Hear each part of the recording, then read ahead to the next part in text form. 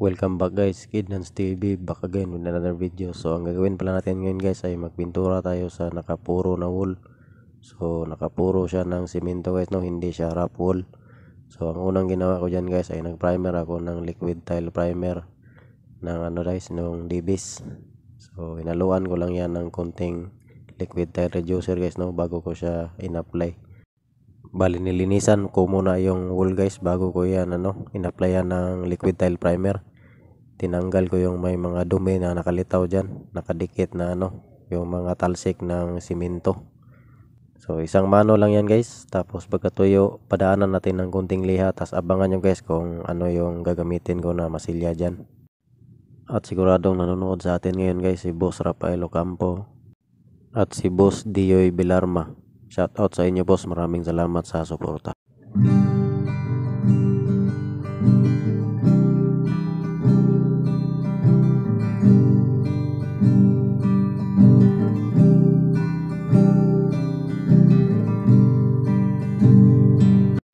So ayan na yung gagamitin ko na masilya guys, yung liquid tile cast, tapos haluan ko siya ng liquid tile primer at kunting-kunting patching compound. So ang purpose ng paghalo dyan ng patching compound guys ay para medyo kumatawan siya, kasi medyo malabnaw kasi yung cast ng DBs guys. Kaya lalagyan ko lang siya ng kunting patching compound, pero yan naman guys ay optional lang. Kunting-kunti lang naman guys, wag lang yung damihan yung patching compound kasi magka-crack siya pagkatuyo pag marami yung patching compound. So ayan guys, nagmasilya na ako ng isang mano sa naka-primer na liquid tile na wall. So bago yan primeran guys, iniliha ko yan ng number 120 para mawala yung mga gaspang, tsaka swabe yung pagmasilya natin.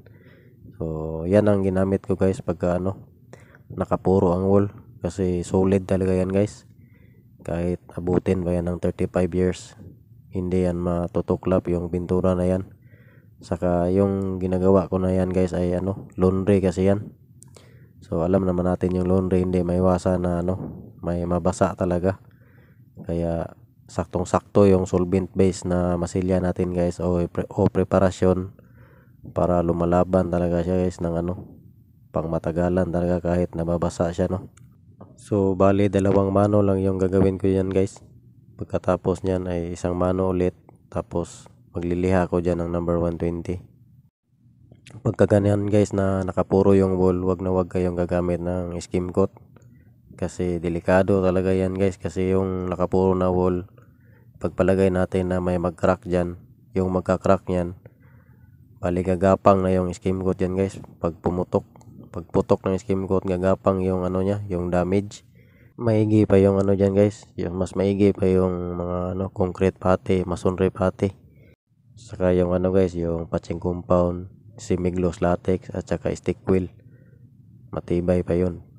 Tapos dati hindi kami naghahalo ng flat latex sa patching compound guys, hinahalo namin dyan semi-gloss latex talaga at saka stick wheel, kasi medyo mahina din yung guys, patching compound pagka flat latex yung hinahaluan mo. Pero kasi ngayon guys, mahal na kasi yung flat latex at saka semi-gloss, hindi kagaya dati na mura pa siya, kaya goods lang na maghalo ka sa patching compound nun. Pero ngayon mahal na kasi.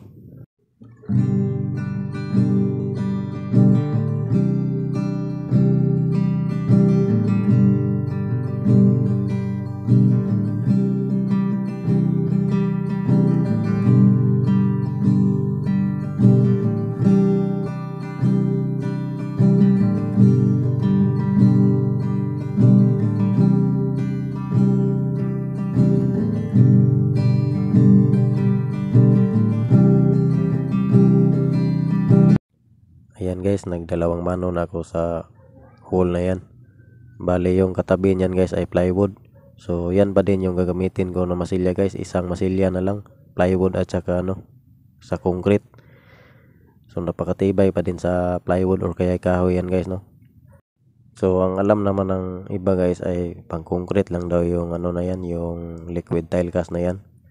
So sa mga hindi nakasubok ay pwedeng yan sa plywood o kaya kahoy guys. So isang masilya lang guys, plywood at saka simento. So hindi ka na mamroblema na bibili ka pa ng ibang pang masilya para sa plywood. So mga hindi naman nakasubok dyan ay subukan nyo muna guys kung gaano katibay yung liquid tile cast na yan sa plywood. At saka ano guys, kahit ano ang pintura na itatop coat mo dyan, pwede siya. Kahit nga kung gawin natin na urethane finish yung wall na yan at saka yung mga cabinet na yan, pwede siya guys, walang problema. Pwede rin yan ano guys, epoxy enamel, acrylic automotive, o kaya yung mga solvent base na top coat, pwede rin dyan guys. Pwede ka rin dyan mag haspe guys, kung gawin mong haspe. Pwede rin yung acrycolor o kaya oil base na ano haspe, at saka yung ano oil wood stain, pwede rin. Tapos tirahin mo ng sanding sealer at saka top coat, pwede. Kung baga all in one na siya. So ayan na yung pinaka exciting part guys, yung magliliha ka ng ano liquid tile cast na masilya.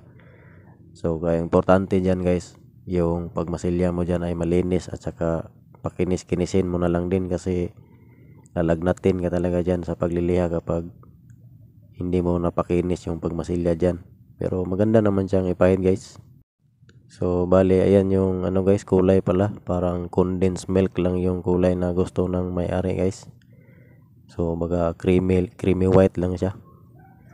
So nilagyan ko lang siya ng ano guys, yung Rosina na acrycolor at saka ano lamp black na acrycolor. Tapos yung Rosina na yan guys ay may halo na yan na Venetian red na acrycolor din. So yan lang guys, basic lang na kulay yan. So napakadaling timplahin lang yung kulay na yan guys. So bago ko yan i-apply doon sa wall guys, ay pagkatapos nung maliha ng number 120 ay naka-primer na yun ng ano guys, liquid tile primer. Tapos kunting liha guys para suwabeng-suwabe yung pag-apply natin ng top coat.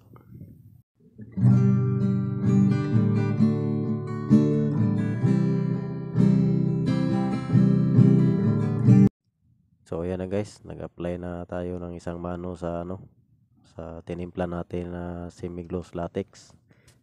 So bali ang gamit ko na roller dyan guys ay Champ na cotton type.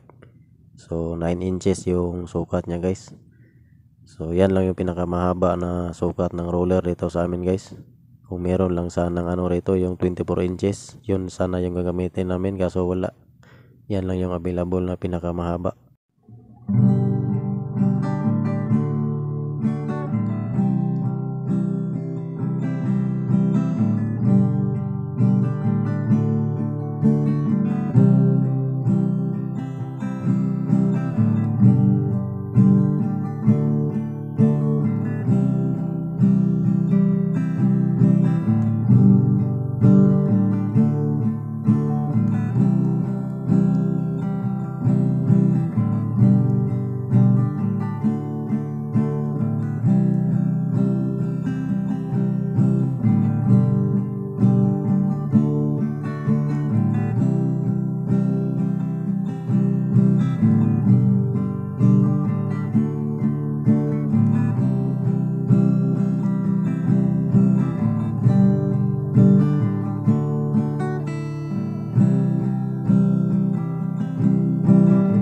So ayan guys, pagkatapos ng dalawang mano at natuyo na, ayan mag-cutting na tayo guys para matapos na.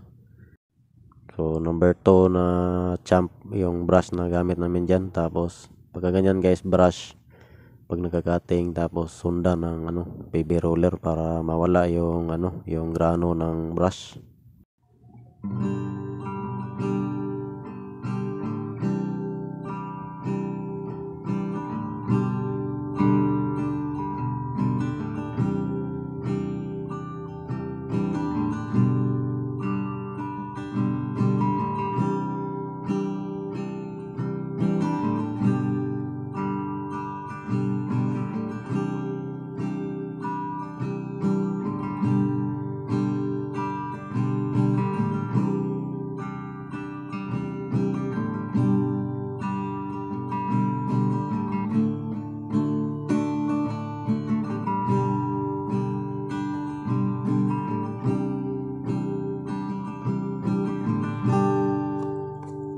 So ganun lang guys no, yung matibay na pagpintura ng nakapuro na wall. So sana may idea kayong nakuha sa ating video ngayon. Sa mga hindi pag nakapag-follow, please follow, like and share. Maraming salamat sa panonood.